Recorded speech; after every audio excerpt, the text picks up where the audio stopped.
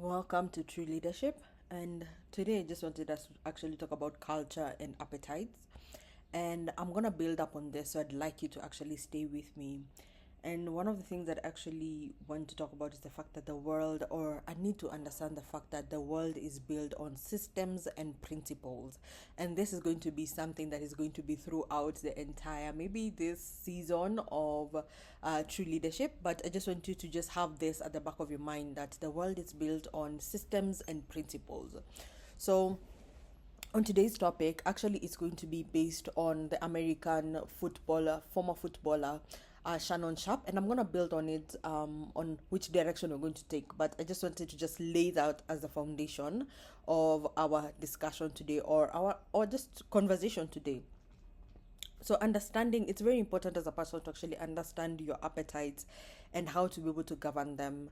So for example, something like if you find that you have an appetite for a certain thing, and you build an appetite for certain things, that particular thing tends to actually have a hold over you. Yeah, for example, so if you really really like food, you can find that you actually cannot fast, because in your mind it has you have been you have trained yourself to actually say that I cannot stay without food, so I cannot fast because I don't know, if I don't eat I would die. Like the body tends to actually do that to you. The body tends to lie to you and tell you that if you do not eat you will die. But in actuality, you can stay without the food and you won't die. Yeah, I hope you're getting where we're heading with this. And so there's certain appetites that are built over time, and they tend to actually become a stronghold. For even with time, you see that people tend to, they say that they have a hold over pornography, but they cannot stop watching pornography and masturbating. In the beginning, it was just one episode or one video that you saw, but now you're a full-on addict of pornography and masturbation. The same way, you find that you started with one drink of alcohol, and then you started to cope with alcohol, and then you cannot even get out of the alcohol anymore. It has a hold of you. So the appetites that you build with time, you build the appetite, it just starts as I have a hold of this, but with time that very thing tends to have a hold over you, so you can no longer govern yourself against that thing. And the only way to actually break that hold, if it becomes a hold, you have to begin to detoxify yourself from the very thing. In Christianity, we call it, you ask God to actually come and intervene in the situation because this thing has a hold of you, and you denounce the thing and you separate yourself from the thing, and then you ask God to actually intervene. That's how in Christianity we actually we deal with those issues. And then you ask God to kill your thirst for the particular thing. So there has to be a mind renewal, a mind transformation concerning that particular thing that you want to break the yoke of. And so in society right now, something that just begins as a small joke, or something that just begins as a luxury item, that I only take this for a particular time, or I only take this in certain days, tends to have hold over you. So you no longer have governance of your body. You cannot lead your body.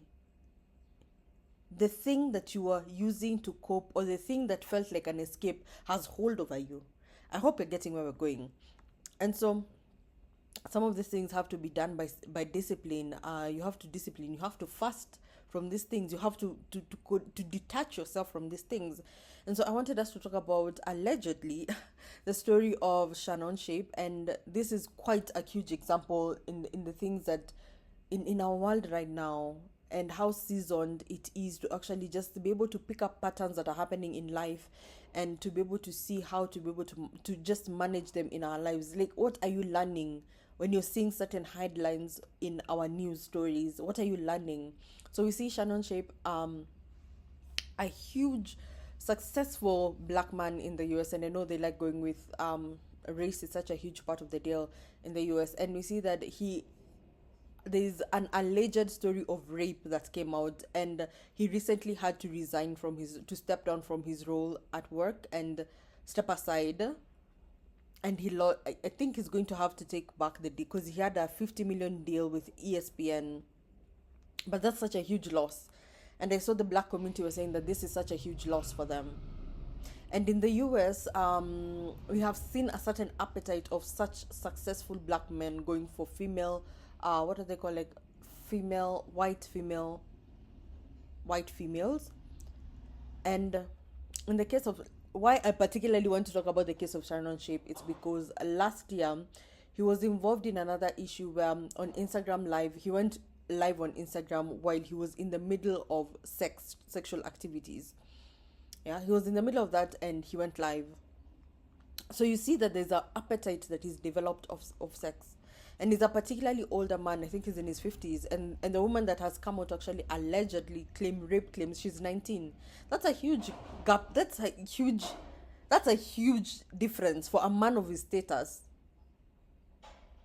And there's this thing that comes over men, or there's, I don't want to say a spirit, but there's something that takes down men, especially men who are successful.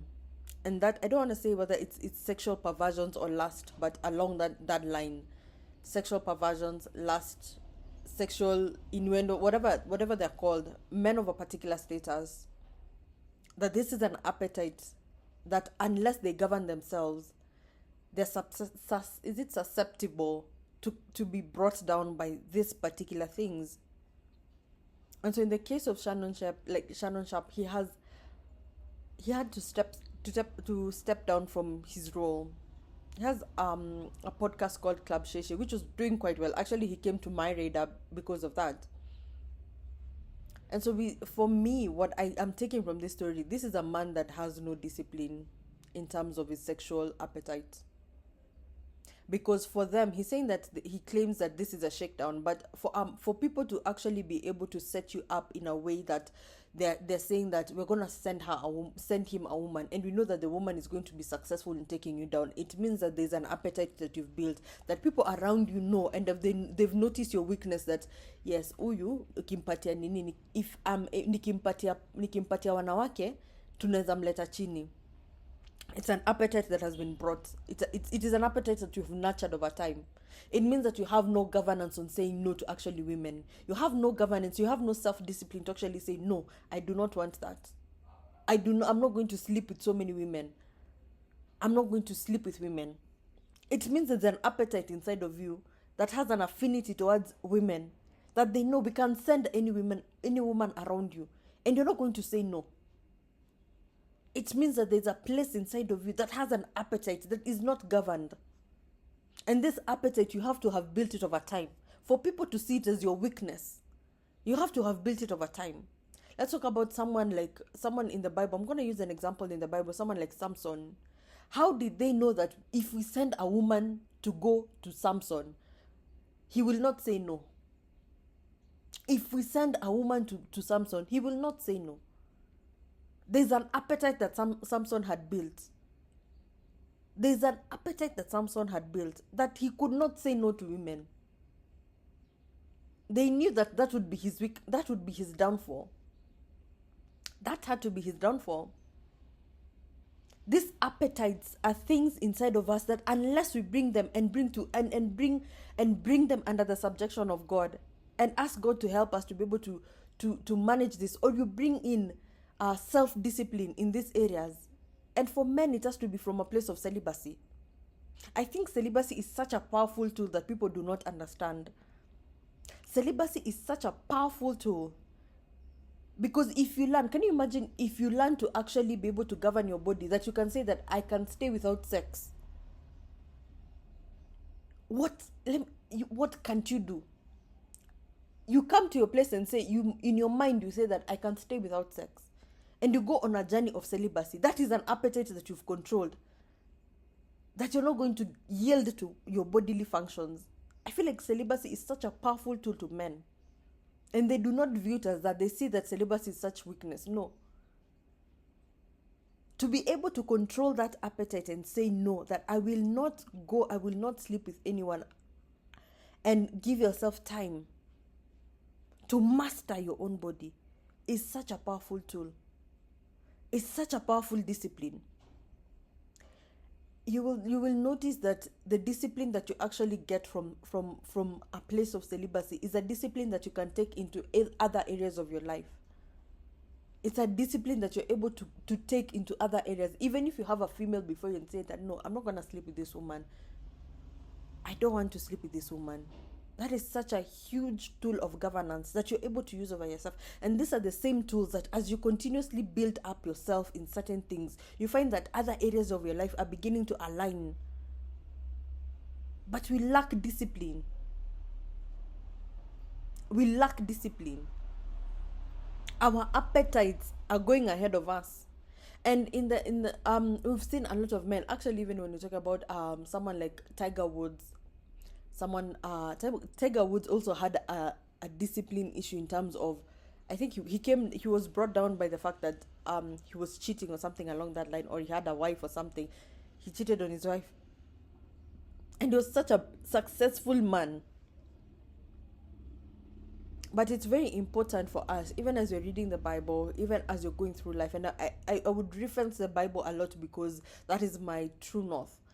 That even as you're going through life, just being able to notice certain things that brought down certain people, you're able to renew your mind concerning the things, the appetites, and govern yourself and teach yourself to self-discipline. Because you will not fall like common men. You refuse to fall. You refuse to fall like common men. I know, men, sex is a need, fine. But if it is such a huge need, I believe that you're able to I wanted to say to get married, but marriage has never been actually, let's talk about, marriage has never been a cure for lust. Let's be honest. Marriage has never been a cure for lust. Marriage has never been a cure for sexual perversion. It has never been. And I know some people say that, oh, I do not want to sleep around with so many women. Let me just get married. No, if you have a seed inside of you that you have nurtured, if you have an appetite that you have nurtured before time, if before you married this woman you are already cheating on her, it means that you've already developed an appetite. And the only way to be able to remove that appetite is going on a journey of fasting and celibacy. Abstinence, whether you want to call it celibacy or abstinence. The only way to be able to deal with that issue is going on a journey of abstinence and saying no to just sleeping with women, first of all, to curb first the appetite itself that you've developed, and then introducing a new appetite. Actually, it's the whole idea of you destroy the foundation that you have actually the house that you've already built. You destroy it completely by going on an abstinence journey. And then you begin to build afresh on a better foundation. So the appetites that you had built, you need to destroy it completely and then build on a better foundation. That is why you see that men who are married, they're still sleeping with, they're still cheating on their wives with 10 other women. Because he had already built an appetite for sleeping with different women before he married you. And then he comes into marriage thinking that marriage is a stronghold, that there are binders in marriage. There's never been binders in marriage. The same person that you were before marriage is the same person that you are in marriage. There is no way that marriage has been a container to be able to govern lust. It will never govern lust. If you are a lustful person before marriage, it means that you have a wandering eye.